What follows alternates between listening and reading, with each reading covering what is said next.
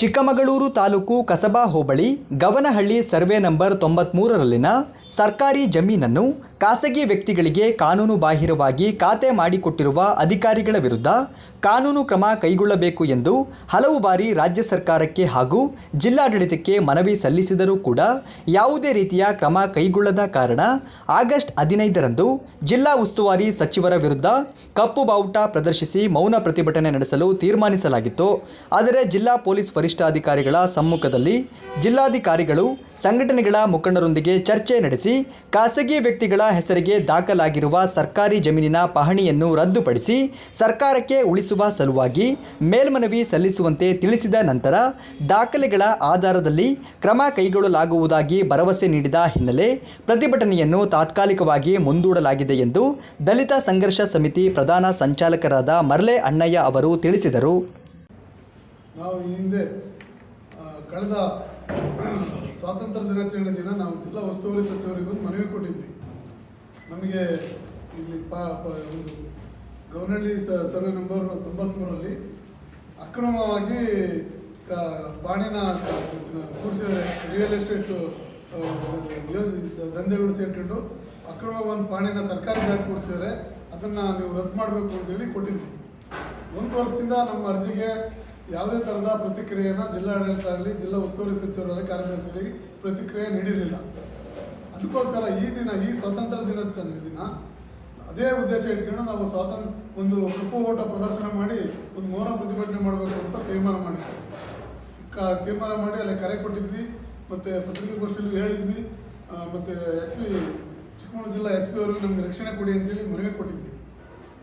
ಆ ಮನವಿಯನ್ನು ನೋಡಿ ಆ ಮನವಿಗೆ ಸ್ಪಂದಿಸಿ ಜಿಲ್ಲಾ ಪೊಲೀಸ್ ವರಿಷ್ಠಾಧಿಕಾರಿಗಳು ಜಿಲ್ಲಾಧಿಕಾರಿಗಳ ಜೊತೆ ಮಾತಾಡಿ ಜಿಲ್ಲಾಧಿಕಾರಿನ ಮತ್ತು ತಹಸೀಲ್ದಾರ್ನ AC ಅವ್ರನ್ನ ಎಲ್ಲರನ್ನೂ ಕೂರಿಸಿ ನಮ್ಮೆಲ್ಲ ದಲಿತ ಸಂಘಟನೆಗಳ ಮುಖಂಡರನ್ನು ಕೂರಿಸಿ ಒಂದು ಮಾತುಕತೆ 9ನೇ ತಾರೀಕು ಒಂದು ಮಾತುಕತೆ ಮಾಡಿದ್ವಿ, ಚರ್ಚೆ.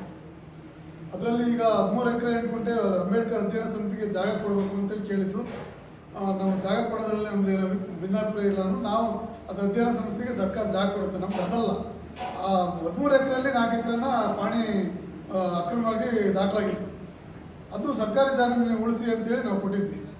ಅದಕ್ಕೆ ಪೂರಕವಾಗಿ ಸ್ಪಂದಿಸಿ ಜಿಲ್ಲಾಧಿಕಾರಿಗಳು ನಮ್ಮ ಕಡೆಯಿಂದ ತಪ್ಪಾಗಿದೆ, ನಾವು ಅದನ್ನು ಸರಿ ಮಾಡಿಕೊಡ್ತೀವಿ ಅಂತೇಳಿ ಒಪ್ಪಿದ್ದಾರೆ. ಆ ಒಪ್ಪಿದ ಕಾರಣಕ್ಕಾಗಿ ನಾವು ಒಂದು ಚಳವಳಿನ ಮುಂದೂಡಿದ್ದೀವಿ.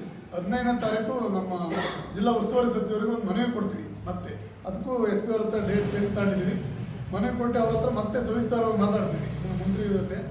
ನಗರದ ಸುದ್ದಿಗೋಷ್ಠಿಯಲ್ಲಿ ಮಾತನಾಡಿದ ಅವರು, ಮುಂದಿನ ದಿನಗಳಲ್ಲಿ ಪಹಣಿಯನ್ನು ರದ್ದುಪಡಿಸಿ ತಪ್ಪಿತಸ್ಥ ಅಧಿಕಾರಿಗಳಿಗೆ ಕ್ರಮ ಕೈಗೊಂಡು ಈ ಜಾಗವನ್ನು ಬೌದ್ಧ ವಿಹಾರಕ್ಕೆ ಮಂಜೂರು ಮಾಡಲಿಲ್ಲವೆಂದರೆ ಉಗ್ರ ಹೋರಾಟ ಮಾಡುವುದಾಗಿ ಎಚ್ಚರಿಕೆ ನೀಡಿದರು. ಅವರೇನಾದರೂ ಮತ್ತೆ ಮುಂದೆ ಮಾಡಲಿಲ್ಲ, ಮುಂದೆ ಅವರಿಗೆ ಮನವಿ ಕೊಡೋದಾಗಲಿ ಒಂದು ಪ್ರತಿಭಟನೆ ಮಾಡೋದಾಗಲಿ ನಾವು ಮನವಿ ಕೊಡೋಕ್ಕೆ ಹೋಗಲ್ಲ. ಮುಂದೆ ನಾವು ಏನೇನು ಕಾರ್ಯಾಚರಣೆ ಮಾಡ್ತೀವಿ ಅದ್ರ ಬಗ್ಗೆ ತೀರ್ಮಾನ. ಅದಕ್ಕಾಗಿ ನಾವು ತಮ್ಮ ಮೂಲಕ ಇವರು ಕರೆ ಕೊಟ್ಟಿದ್ದು ಮತ್ತೇನು ಮಾಡಲಿಲ್ಲ ಅಂತ ಹೇಳ್ಬೋದು ಅನ್ನೋ ಕಾರಣಕ್ಕಾಗಿ ಇವತ್ತಿನ ಒಂದು ಪತ್ರಿಕೆಯಲ್ಲಿ ಉದ್ದೇಶಿಸಿ ನಾವು ಮಾತಾಡಿದ್ವಿ. ಎಲ್ಲ ಸಾರ್ವಜನಿಕರು ಈ ಒಂದು ವಿಚಾರದಲ್ಲಿ ಸಹಕರಿಸಬೇಕು. ನಮಗೆ ಆ 4 ಎಕರೆ ಅಕ್ರಮವಾಗಿರೋದನ್ನ ರದ್ದು ಮಾಡಬೇಕು ಅಂತೇಳಿ. ಆಮೇಲೆ ಜಿಲ್ಲಾಧಿಕಾರಿಗಳು ಅದು ಕೋರ್ಟ್ ಪ್ರೋಸೆಸ್ ಆಗಿರೋದ್ರಿಂದ ಅದಕ್ಕೊಂದು ಅಪೀಲ್ ಹಾಕಿ ಅಂತ ಹೇಳಿದ್ದಾರೆ. ನಾವು ಅಪೀಲ್ ಹಾಕಿದ್ದೀವಿ. ಅದು ಪ್ರೋಸೆಸ್ ಆಗುತ್ತೆ, ಮಾಡಿಕೊಡ್ತೀವಿ, ಆದಷ್ಟು ಬೇಗ ಮಾಡಿಕೊಡ್ತೀವಿ ಅಂತ ಹೇಳಿದ್ದಾರೆ. ಮಾಡಿಕೊಡ್ಲಿಲ್ಲ ಅಂದರೆ ನಾವು ಮುಂದಿನ ದಿನಗಳಲ್ಲಿ ಹೋರಾಟ ಇದ್ದೇ ಇರುತ್ತೆ. ಏನಪ್ಪ ಅಂದರೆ ಈಗ ನನ್ನ ಎಲ್ಲ ದಲಿತ ಸಂಘಟನೆಗಳು, ಬೇರೆ ಪ್ರಗತಿಪರ ಸಂಘಟನೆಗಳು 15ನೇ ತಾರೀಕು ಹೋರಾಟಕ್ಕೆ ಧುಮುಕಿದ್ರು. ಈ ಒಂದು ತೀರ್ಮಾನದಿಂದ ಏನು DC ಅವ್ರ ಜೊತೆ ಕೂತು ಮಾತಾಡಿದ್ವಿ. ಆ ತೀರ್ಮಾನದಿಂದ ಈ ಎಲ್ಲ ಕಾರ್ಯಕರ್ತರು ಎಲ್ಲ ಸಂಘಟನೆಯ ಕಾರ್ಯಕರ್ತರು ಸಹಕರಿಸಬೇಕು. ಮುಂದಿನ ಹೋರಾಟ ದಿನಾಂಕವನ್ನು ನಾವು ತಿಳಿಸ್ಕೊಡ್ತೀವಿ ಅಂತೇಳಿ ಮಾಧ್ಯಮದ ಮುಖಾಂತರ ಹೇಳ್ತೀನಿ. ಹಾಗೆಯೇ ಈಗ ಉಸ್ತುವಾರಿ ಸಚಿವರಿಗೆ ಮತ್ತು ಸರ್ಕಾರಕ್ಕೆ ನಾವು ಒಂದು ಮಾತು ಹೇಳಕ್ಕೆ ಇಷ್ಟಪಡ್ತೀವಿ. ಈ ಸಂದರ್ಭದಲ್ಲಿ ಕೇವಲ ಇದೊಂದು ಹೋರಾಟ ಮಾತ್ರ ಅಲ್ಲ. ಏನು ಸರ್ವೆ ನಂಬರ್ 93ರಲ್ಲಿ ಇರ್ತಕ್ಕಂಥ ಸರ್ಕಾರಿ ಭೂಮಿಯನ್ನು ಅಕ್ರಮವಾಗಿ ಮಾಡಿದರೆ ಅದೊಂದೇ ಹೋರಾಟ ಅಲ್ಲ. ಇದರಂತೆ ಸರ್ಕಾರಿ ಜಾಗವನ್ನು ಸಾಮಾನ್ಯ ಜನರಿಗೆ, ಸಾರ್ವಜನಿಕರ ಉಪಯೋಗಕ್ಕಾಗಿ ಯಾವ್ಯಾವ್ದು ಮಾಡಬೇಕು ಆ ಎಲ್ಲ ಹೋರಾಟಗಳನ್ನ ಕೈಗೆತ್ಕೊಳ್ತೀವಿ. ಈಗಾಗಲೇ ಈ ಹಿಂದೆ ಬಂದಂಥ ಜನಪ್ರತಿನಿಧಿಗಳು ಮತ್ತು ಈಗಿರ್ತಕ್ಕಂಥ ಸರ್ಕಾರ ಎಲ್ಲವನ್ನು ಕಣ್ಮುಚ್ಚಿ ಕೂತಿದೆ. ಗಂಡ್ರಮುಖಿ ಕೆರೆ ಒತ್ತುವರಿ ಆಗಿದೆ, ಆದರೂ ಕೈ ಕಟ್ಕೊಂಡು ಸುಮ್ಮನಿದ್ದಾರೆ. ಕದ್ರಿ ಮುದ್ರಿಲಿ 51ನೇ ಸರ್ವೆ ನಂಬರಲ್ಲಿ 10 ಎಕರೆನ ಒಬ್ಬರು ಲೇಔಟ್ ಮಾಡಲಿಕ್ಕೋಸ್ಕರ ಅಕ್ರಮವಾಗಿ ಸರ್ಕಾರಿ ಭೂಮಿಯನ್ನು ಹೊಡೆದಿದ್ದಾರೆ. ಅದನ್ನು ಸರ್ಕಾರ ಗೊತ್ತಿದ್ರು ಮಾತಾಡ್ತಾ ಇಲ್ಲ. ಸಿರಿಕೆಪೆ ಅಂತ ಹೇಳ್ಬಿಟ್ಟು ಅಲ್ಲಂಪುರ ರಸ್ತೆಯಲ್ಲಿ ಇರ್ತಕ್ಕಂಥ ಸಿರಿಕೆಪೆ ತೋಟ ಏನಿದೆ ಅದು ಕೂಡ ಗೋಮಾಳದ ಜಾಗ, ಸರ್ಕಾರಿ ಜಾಗ. ಈಗಾಗಲೇ ಕಾಂಗ್ರೆಸ್ ಮುಖಂಡರು ಅದರಲ್ಲಿ ದೊಡ್ಡ ಮಟ್ಟದ ದೊಡ್ಡದು ರೆಸಾರ್ಟ್ ಕಟ್ಟಿದ್ದಾರೆ.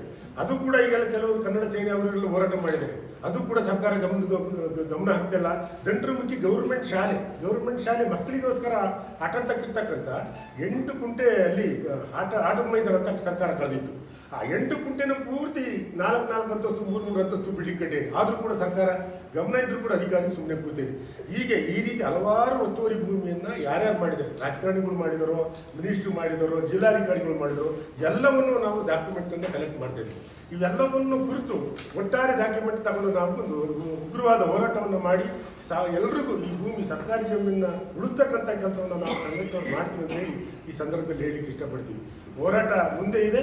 ಈ ಕೂಡಲೇ ಎಚ್ಚೆತ್ತು ಸರ್ಕಾರ ಈ ಭೂಮಿಯನ್ನು ಉಳಿಸ್ತಕ್ಕಂಥ ಜವಾಬ್ದಾರಿ ಹೊರಬೇಕು, ಇಲ್ಲ ನಾವು ಅದನ್ನು ಹೋರಾಟ ಮಾಡ್ತೀವಿ ಅಂತ ಹೇಳಿ ಈ ಸಂದರ್ಭದಲ್ಲಿ ಹೇಳ್ತೀವಿ. ಸುದ್ದಿಗೋಷ್ಠಿಯಲ್ಲಿ ದಂಟರಮಕ್ಕಿ ಶ್ರೀನಿವಾಸ್, ಬಾಲಕೃಷ್ಣ, ಹೊನ್ನಪ್ಪ ಉಪಸ್ಥಿತರಿದ್ದರು.